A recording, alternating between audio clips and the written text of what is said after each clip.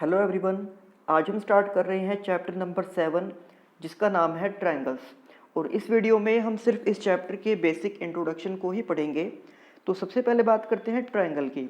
A closed figure formed by 3 intersecting lines is called a triangle. A triangle has 3 sides, 3 angles and 3 vertices. कि कोई भी एक closed figure जब हम ऐसे ड्रॉ करते हैं जिसके अंदर 3 इंटरसेक्टिंग लाइंस हो, आप देख सकते हो कि ये 3 लाइंस हमने यहाँ पर ड्रॉ की है और ये तीनों एक दूसरे को इन पॉइंट्स पर इंटरसेक्ट कर रही हैं और ये फिगर क्लोज्ड है यानी कि बंद है। तो इस फिगर को हम बोलते हैं ट्रायंगल। और इसके अंदर होती हैं 3 साइड्स, 3 एंगल्स और इसके 3 वर्टिसेस। फिर इस चैप्टर का जो हमारा मेन टॉपिक है वो है कॉन्ग्रुएंट फिगर्स का। तो congruent means equal in all respects. Congruent का मतलब होता है इक्वल होना। जैसे कि अगर हम फिगर की बात करें तो figures whose shapes and sizes are both the same. For example, 2 circles of the same radii are congruent. Also 2 squares of the same sides are congruent.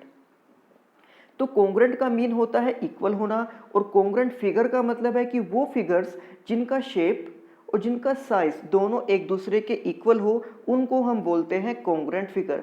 जैसे कि अगर हम बात करते हैं 2 सर्कल्स की, तो हमने एक सर्कल ये ड्रॉ किया है और दूसरा सर्कल ये हमने ड्रॉ किया है। तो हम देख सकते हैं कि दोनों सर्कल का जो शेप है वो सेम है क्योंकि दोनों एकदम गोल हैं, राउंड है। तो यहाँ पर शेप सेम है, लेकिन क्लियरली हम ये देख सकते हैं कि इनका जो साइज है वो सेम नहीं है। एक सर्कल बड़ा है और दूसरा सर्कल छोटा है। इसी तरह से अगर हम बात करें 2 स्क्वायर्स की, यहाँ पर हमने एक स्क्वायर ड्रॉ किया और दूसरा ये स्क्वायर ड्रॉ किया है। तो यहाँ पर भी इनकी जो शेप है वो शेप सेम है, लेकिन इनका साइज डिफरेंट है। एक स्क्वायर बड़ा है और दूसरा स्क्वायर छोटा है। लेकिन कॉन्ग्रुएंट फिगर हम तब कहेंगे अगर उनका शेप भी सेम हो और उनका साइज भी सेम हो। जैसे कि अगर हम 2 सर्कल ड्रॉ करते हैं एक ही रेडियाई को लेकर, मान लो हमने 2 सर्कल ड्रॉ किए हैं, फर्स्ट सर्कल की रेडियस भी 5 सेंटीमीटर है और दूसरे सर्कल की रेडियस भी 5 सेंटीमीटर है। तो इस तरह से इनका जो शेप और साइज है वो दोनों इक्वल हो जाएंगे, यानी कि दोनों ही सर्कल एक दूसरे के कॉन्ग्रुएंट हो जाएंगे। फिर अगर हम बात करते हैं स्क्वायर की, अगर हम 2 स्क्वायर ड्रॉ करते हैं जिनकी साइड का मेजरमेंट एकदम इक्वल हो, मान लो हमने फर्स्ट स्क्वायर ड्रॉ किया है, उसकी साइड भी 4 सेंटीमीटर है और दूसरे स्क्वायर की साइड्स भी 4 सेंटीमीटर है, तो ये दोनों स्क्वायर भी एक दूसरे के कॉन्ग्रुएंट हो जाएंगे।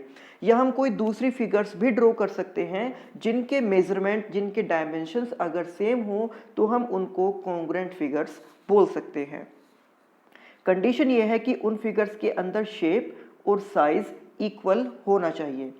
फिर जैसे कि हमारे चैप्टर का नाम है ट्रायंगल और इस चैप्टर की जो मेन प्रॉपर्टी है वो है कॉन्ग्रुएंट। तो यानी कि ट्रायंगल्स के अंदर हम इस प्रॉपर्टी को पढ़ेंगे, कॉन्ग्रुएंट ट्रायंगल्स को। तो कॉन्ग्रुएंट ट्रायंगल्स की बात कर लेते हैं यहाँ पर। Congruent triangles, 2 triangles are congruent if and only if one of them can be made to superpose on the other। 2 triangles को कॉन्ग्रुएंट केवल तभी कहा जाएगा अगर उनमें से एक ट्राइंगल दूसरे को पूरी तरीके से सुपरपोज कर ले। सुपरपोज करने का मतलब होता है ओवरलैप करना। जैसे कि अगर हम 2 ट्राइंगल्स ड्रॉ करते हैं, यहाँ पर हमने फर्स्ट ट्राइंगल के अंदर साइड्स ड्रॉ की हैं 4 सेंटीमीटर, 5 सेंटीमीटर, 6 सेंटीमीटर। और इसी तरह से दूसरे ट्राइंगल के अंदर भी हमने साइड्स ली हैं 4 सेंटीमीटर, 5 सेंटीमीटर एंड 6 सेंटीमीटर। तो यहाँ पर हम देख सकते हैं कि दोनों ट्राइंगल्स में शेप एंड साइज सेम है, यानी कि एक ट्राइंगल दूसरे ट्राइंगल को पूरी तरीके से ओवरलैप कर लेगा तो ये ट्राइंगल हम कहेंगे कि ये ट्राइंगल एक दूसरे के कॉन्ग्रुएंट हैं।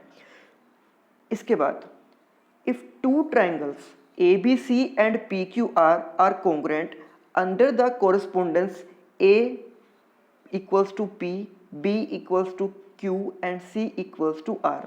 यहाँ पर कहा गया है कि अगर हमारे पास कोई 2 ट्राइंगल्स हैं, एक ABC और दूसरा PQR, और यहाँ पर जो कोरस्पोंडेंस यूज हुआ है, जैसे कि मैंने अभी आपको बताया कि ट्राइंगल्स को कॉन्ग्रुएंट तब कहा जाएगा अगर पहले ट्राइंगल्स की सभी साइड्स दूसरे ट्राइंगल की कोरस्पोंडिंग साइड्स के इक्वल हो जाए। जैसे कि अगर हम यहाँ पर बात करते हैं AB की, तो यहाँ पर AB इस ट्राइंगल की PQ के इक्वल होनी चाहिए। इस ट्रायंगल में बी सी इस ट्रायंगल के क्यू आर के इक्वल होनी चाहिए और इस ट्रायंगल में ए सी इस ट्रायंगल में पी आर के इक्वल होनी चाहिए। तो इसको हम बोलते हैं कोरस्पोंडेंस। इसी तरह से अगर हम बात करें एंगल की, तो एंगल ए इक्वल होना चाहिए पी के, एंगल बी इक्वल होना चाहिए क्यू के और एंगल सी इक्वल होना चाहिए एंगल आर के। तो इस तरह से हम दोनों ट्रायंगल को जब कॉन्ग्रुएंट रिप्रेजेंट करेंगे तो ये उनको लिखने का तरीका होगा। ट्रायंगल ए बी सी, फिर हम बीच में साइन बनाएंगे जिसमें इक्वल का साइन बनाने के बाद उसके ऊपर हम इस तरह से एक शेप बना देते हैं। तो ये जो साइन है ये रिप्रेजेंट करता है कॉन्ग्रुएंसी को, यानी कि यहाँ पर हम कह सकते हैं कि जो ट्रायंगल ए बी सी है वो ट्रायंगल पी क्यू आर के कॉन्ग्रुएंट है। लेकिन अगर यहाँ पर हम ट्रायंगल ए बी सी को बी ए सी लिख दें, अगर हम ट्रायंगल ए बी सी का नाम बी ए सी लिख दें तो इसी के कोरस्पोंडिंग पी क्यू आर का नाम कैसे लिखा जाएगा। देखो सबसे पहले तो ये वाला साइन हमें लगाना पड़ेगा और जब इसके साथ हम पी क्यू आर का नाम लिखेंगे, अब हमें ये पता है कि यहाँ पर सबसे पहले है बी और बी का कोरस्पोंडेंस है क्यू, तो दूसरे ट्रायंगल में भी हम सबसे पहले क्यू को लिखेंगे। फिर हमारे पास है ए और ए का कोरस्पोंडेंस है पी, यानी कि हम यहाँ पर पी को लिखेंगे। उसके बाद हमारे पास है सी और सी का कोरस्पोंडेंस है आर, तो यानी कि यहाँ पर हम सबसे बाद में लिख देंगे आर को। तो अगर पहले ट्रायंगल का नाम हम लिखते हैं ए बी सी तो दूसरे ट्रायंगल का नाम हमें लिखना होगा पी क्यू आर। अगर पहले ट्रायंगल का नाम हम लिखते हैं बी ए सी तो दूसरे ट्रायंगल का नाम हमें लिखना पड़ेगा क्यू पी आर। तो ये चीज़ हमें ध्यान रखनी होगी कि जब भी हम दो ट्रायंगल का नाम लिखकर उनको एक दूसरे के कॉन्ग्रुएंट प्रूफ करते हैं, एक दूसरे के कॉन्ग्रुएंट दिखाते हैं, तो उनके जो कोरस्पोंडिंग पार्ट एक दूसरे के इक्वल होंगे उन्हीं के नाम के अकॉर्डिंग हम दोनों ट्रायंगल्स के नाम भी मेंशन करते हैं। इसी तरह से अगर हम मान लो पहले ट्रायंगल का नाम लिखते हैं सी ए बी तो दूसरे ट्रायंगल का नाम हमें लिखना पड़ेगा आर पी क्यू। अब इसके बाद आता है हमारे पास point, in congruent triangles corresponding parts are equal and we write CPCT for corresponding parts of congruent triangle. तो यहाँ पर ये बात कही गई है कि अगर हमारे पास दो ट्रायंगल हैं, जैसे कि एक है ABC और दूसरा ट्रायंगल है PQR, और अगर हमें ये पता है कि ABC ट्रायंगल PQR के कॉन्ग्रुएंट है तो इनके जो कोरस्पोंडिंग पार्ट्स होंगे वो एक दूसरे के इक्वल होंगे। यानी कि अगर हमें पता हो कि ट्रायंगल एक दूसरे के कॉन्ग्रुएंट है तो फिर हम अपनी तरफ से कह सकते हैं कि जो साइड AB है वो PQ के इक्वल है, जो साइड BC है वो QR के इक्वल है और जो साइड AC है वो PR के इक्वल है। इसी तरह से जो एंगल A है वो P के इक्वल होगा, एंगल B Q के इक्वल होगा और एंगल C एंगल R के इक्वल होगा। और इसको शो करने के लिए जो हम रीज़न लिखेंगे उस रीज़न को हम शॉर्ट वे में लिख सकते हैं CPCT, जिसका पूरा नाम है corresponding parts of congruent triangles. यानी कि अगर हमारे पास कोई दो कॉन्ग्रुएंट ट्रायंगल्स हैं तो उनके कोरस्पोंडिंग पार्ट्स को हम एक दूसरे के इक्वल लिख सकते हैं। और यहाँ पर हम इस पूरे सेंटेंस की जगह पर सिर्फ एक ये शॉर्ट टर्म यूज़ करेंगे CPCT। तो अब इसके बाद आता है कि किन रूल्स का यूज़ करके या किस प्रॉपर्टी का यूज़ करके हम किसी दो ट्रायंगल को एक दूसरे के कॉन्ग्रुएंट प्रूफ कर सकते हैं। तो सबसे पहला रूल यहाँ पर है SSS कॉन्ग्रुएंस रूल। यहाँ पर S का मतलब है साइड, तो जैसे कि 3 बार S यूज़ किया गया है यानी कि साइड साइड साइड। तो अगर हमें दो ट्रायंगल्स को कॉन्ग्रुएंट शो करना है तो हम उन ट्रायंगल की कोरस्पोंडिंग साइड्स को एक दूसरे के इक्वल शो करके तब उन ट्रायंगल को कॉन्ग्रुएंट बोल सकते हैं। तो यहाँ पर लिखा गया है if 3 sides of one triangle are equal to the 3 sides of another triangle then the two triangle are congruent। कि अगर एक ट्रायंगल की 3 साइड्स दूसरे ट्रायंगल की 3 साइड्स के इक्वल हो जाए तो वो ट्रायंगल एक दूसरे के कॉन्ग्रुएंट हो जाएंगे। एग्जाम्पल के लिए यहाँ पर दो ट्रायंगल्स लिए गए हैं ABC और DEF। तो यहाँ पर आप ये क्लियरली देख सकते हो कि इनकी साइड्स के ऊपर कुछ मार्क किए गए हैं, जिससे हमें ये पता चलता है कि AB DE के इक्वल है, BE EF के इक्वल है और AC एफ के इक्वल है। तो यानी कि ट्रायंगल ए बी सी की जो तीनों साइड्स हैं वो ट्रायंगल डी ई एफ की तीनों साइड्स के इक्वल है। तो हम ये कह सकते हैं कि दोनों ट्रायंगल एक दूसरे के कॉन्ग्रुएंट हैं। और अगर हम फर्स्ट ट्रायंगल का नाम लिखते हैं यहाँ पर ए बी सी, तो इसी के कॉन्ग्रुएंट जब हम दूसरे ट्रायंगल का नाम लिखेंगे तो ए के लिए हमें लिखना पड़ेगा डी को, फिर बी के लिए हमें लिखना पड़ेगा ई को, और सी के लिए हमें लिखना पड़ेगा एफ को। तो इस तरह से ट्रायंगल ए बी सी और ट्रायंगल डी ई एफ एक दूसरे के कॉन्ग्रुएंट ट्रायंगल्स हो जाएंगे। अब इसके बाद सेकंड प्रॉपर्टी हम यहाँ पर यूज कर सकते हैं S A S congruency rule. S का मतलब अभी मैंने आपको बताया था साइड, और ये जो ए है इस ए का मतलब होता है एंगल। यानी कि अगर हम किसी ट्रायंगल के अंदर दो साइड और उन्हीं के बीच के एक एंगल को दूसरे ट्रायंगल की दो साइड और उन्हीं के बीच के एक एंगल के इक्वल शो कर देते हैं तो भी वो ट्रायंगल एक दूसरे के कॉन्ग्रुएंट हो जाएंगे। तो यहाँ पर लिखा गया है two triangles are congruent if two sides and the included angle. दो side and the included angle का मतलब ये है कि उन्हीं साइड के बीच में जो एंगल बनेगा ऑफ वन ट्रायंगल, कि एक ट्रायंगल की दो साइड और उन्हीं के बीच में जो एंगल है वो इक्वल होना चाहिए। किसके? To sides and the included angle of the other triangle, कि एक ट्रायंगल की दो साइड और उनके बीच का एंगल दूसरे ट्रायंगल की दो साइड और उनके बीच के एंगल के अगर इक्वल हो जाए तो वो ट्रायंगल एक दूसरे के कॉन्ग्रुएंट हो जाएंगे। एग्जाम्पल के लिए यहाँ पर दो ट्रायंगल लिए गए हैं A B C and P Q R. तो हम यहाँ पर ये देख सकते हैं कि जो साइड ए बी है वो पी क्यू के इक्वल है, जो साइड बी सी है वो क्यू आर के इक्वल है, और इन दो साइड्स के बीच में जो एंगल बना है, जैसे कि यहाँ पर है एंगल बी और यहाँ पर है एंगल क्यू, तो ये एंगल भी एक दूसरे के इक्वल हैं। यानी कि यहाँ पर दो साइड का यूज किया गया और उनके बीच के एक एंगल का यूज किया गया, तो इसलिए इस रूल को हम बोलते हैं S A S congruency rule, यानी कि दो साइड और उन्हीं के बीच का एक एंगल। इसके बाद यहाँ पर थर्ड रूल है ए एस ए। तो जैसे कि इसके नाम से ही पता चल रहा है कि यहाँ पर दो एंगल्स और उनके बीच में आने वाली साइड, अगर एक ट्रायंगल के दो एंगल और उनके बीच में आने वाली साइड किसी दूसरे ट्रायंगल के दो एंगल्स और उन्हीं के बीच की साइड के इक्वल हो जाए तो वो दोनों ट्रायंगल एक दूसरे के कॉन्ग्रुएंट हो जाएंगे।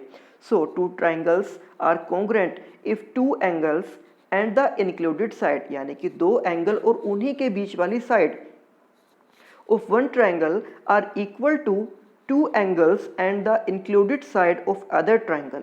For example, यहाँ पर लिया गया है दो ट्रायंगल है, एक ABC और दूसरा है DEF। तो हम यहाँ पर देख सकते हैं कि ABC में जो एंगल B है वो DEF के एंगल E के इक्वल है, और इसी तरह से ABC का जो एंगल C है वो DEF ट्रायंगल के एंगल F के इक्वल है। और इन एंगल्स के बीच में जो साइड है, फर्स्ट ट्रायंगल में BC और सेकंड ट्रायंगल में EF, ये दोनों साइड भी एक दूसरे के इक्वल हैं। तो यहाँ पर यूज किए गए हैं दो एंगल्स और उनके बीच की साइड, इसलिए इस प्रॉपर्टी का नाम है एंगल साइड एंगल, यानी कि ASA। इसके बाद आता है AAS कॉन्ग्रुएंस रूल। तो यहाँ पर भी इसके नाम से ही क्लियरली हम ये कह सकते हैं कि यहाँ पर दो एंगल और उन दोनों एंगल के बाद वाली साइड, यहाँ पर दो ए पहले हैं उसके बाद में एस लिखा गया है, यानी कि पहले वो दोनों एंगल होंगे और उनके बाद में वो साइड आनी चाहिए, कि अगर इस तरह के पार्ट्स दो ट्रायंगल के इक्वल होंगे तो वो दोनों ट्रायंगल एक दूसरे के कॉन्ग्रुएंट हो जाएंगे। So two triangle are congruent if any two pairs of angles and one pair of corresponding sides are equal. For example ABC and DEF are two triangles. तो आप यहाँ पर डायग्राम में देख सकते हो कि ट्रायंगल ABC में एंगल A ट्रायंगल DEF के एंगल D के इक्वल है। इसी तरह से ये जो एंगल B है वो एंगल E के इक्वल है, यानी कि पहले यहाँ पर दो एंगल्स के बारे में बात की गई है, और फिर जो साइड है वो उन एंगल्स के बीच की साइड नहीं ली गई है, उन एंगल के बाद में जो साइड आई है, जैसे कि यहाँ पर BC और यहाँ पर साइड है EF, कि पहले बात की गई है दो एंगल की और उन एंगल के बाद में जो साइड है वो एक दूसरे के इक्वल शो किए गए। तो इसलिए इस प्रॉपर्टी का नाम है एंगल एंगल साइड। तो इससे भी हम किसी दो ट्रायंगल को एक दूसरे के कॉन्ग्रुएंट प्रूफ कर सकते हैं। अब इसके बाद जो नेक्स्ट रूल है ये है RHS। यहाँ पर RHS का मतलब राइट हैंड साइड नहीं है, जैसे हम इक्वेशन में यूज़ करते हैं LHS एंड RHS, वहाँ पर इक्वेशन में इन दोनों का मतलब होता है left hand side right hand side, लेकिन यहाँ पर RHS का मतलब है राइट हाइपोटेन्यूज साइड। तो जैसे कि यहाँ पर वर्ड आया है हाइपोटेन्यूज, और आप सभी को पता है हाइपोटेन्यूज होता है राइट एंगल ट्रायंगल में, यानी कि ऐसे ट्रायंगल में जिसका एक एंगल 90 डिग्री का होता है। तो इसका मतलब ये है कि जो RHS कॉन्ग्रुएंस रूल है वो सिर्फ हम राइट एंगल ट्रायंगल के अंदर ही यूज कर सकते हैं। तो इसके अकॉर्डिंग यहाँ पर कहा गया है if in two right triangles the hypotenuse and one side of one triangle are equal to the hypotenuse and one side of the other triangle, then two triangle are congruent।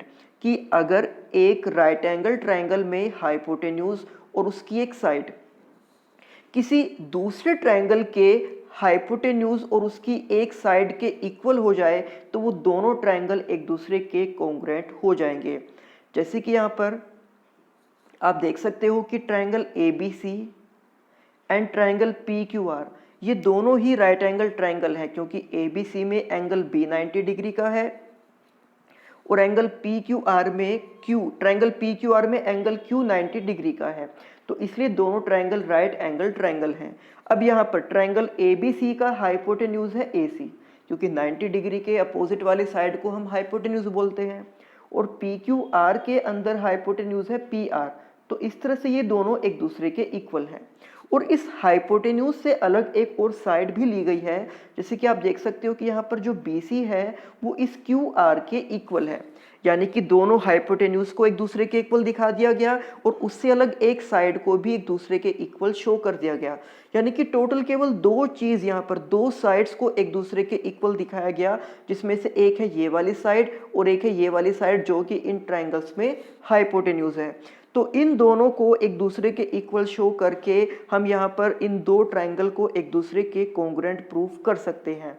जैसे कि आपको पता है कि अभी तक हमने जितने भी रूल यूज़ किए हैं, जैसे कि SSS या फिर ASA या SAS या फिर AAS, इनमें आप देख सकते हो कि हमने टोटल तीन पार्ट्स को एक दूसरे के इक्वल शो किया है, चाहे वो तीनों पार्ट्स उस ट्रायंगल की साइड्स हों या उनमें दो साइड के साथ एक एंगल हो या दो एंगल्स के साथ एक साइड हो। लेकिन इस RHS रूल में हमने केवल दो पार्ट को ही इक्वल दिखाया, यहाँ पर AC को PR के इक्वल दिखा दिया और BC को QR के इक्वल दिखा दिया। तो यहाँ पर थर्ड पार्ट को इक्वल दिखाने की नीड इसलिए नहीं है क्योंकि हमें ये पहले ही पता है कि दोनों ट्रायंगल एक दूसरे के कॉन्ग्रुएंट हैं, और फर्स्ट ट्रायंगल में जो एंगल B है वो सेकंड ट्रायंगल के एंगल Q के इक्वल है, क्योंकि दोनों ही एंगल 90 डिग्री के हैं, तो ये ऑब्वियस है कि एंगल B एंगल Q के इक्वल होगा। तो इसलिए इन दोनों को एक दूसरे के इक्वल दिखाने की नीड नहीं है, और हमने केवल इन ट्रायंगल के दो पार्ट्स को इक्वल दिखाकर ही ये प्रूफ कर दिया है कि दोनों ट्रायंगल एक दूसरे के कॉन्ग्रुएंट है। तो यहाँ पर RHS का मतलब है राइट एंगल, क्योंकि यहाँ पर आप देख सकते हो कि दोनों ट्रायंगल में एक एक राइट एंगल बना हुआ है। उसके बाद हाइपोटेन्यूज, क्योंकि हमने हाइपोटेन्यूज को भी इक्वल दिखाया, एंड साइड कि हाइपोटेन्यूज से अलग एक और साइड को हमने एक दूसरे के इक्वल शो किया है। तो ये सभी रूल्स जो मैंने आपको इस वीडियो में बताए हैं, इन सभी का यूज़ हम करेंगे चैप्टर 7 में, जब हमें दो ट्रायंगल को एक दूसरे के कॉन्ग्रुएंट प्रूफ करना होगा। और अगर ट्रायंगल पहले से ही कॉन्ग्रुएंट हैं और उनके किसी पार्ट्स को हम एक दूसरे के इक्वल कहेंगे, तो वहाँ पर हम यूज़ करेंगे इस टर्म का जो मैंने आपको बताई थी CPCT, यानी कि corresponding parts of congruent triangles. तो ये था इस चैप्टर का इंट्रोडक्शन। अब नेक्स्ट वीडियो में हम स्टार्ट करेंगे चैप्टर 7 में एक्सरसाइज 7.1 को। तो मिलते हैं आपसे नेक्स्ट वीडियो में, तब तक आप इस इंट्रोडक्शन को अच्छे से पढ़िए और इसको समझिए। तो मिलते हैं आपसे नेक्स्ट वीडियो में। Thank you.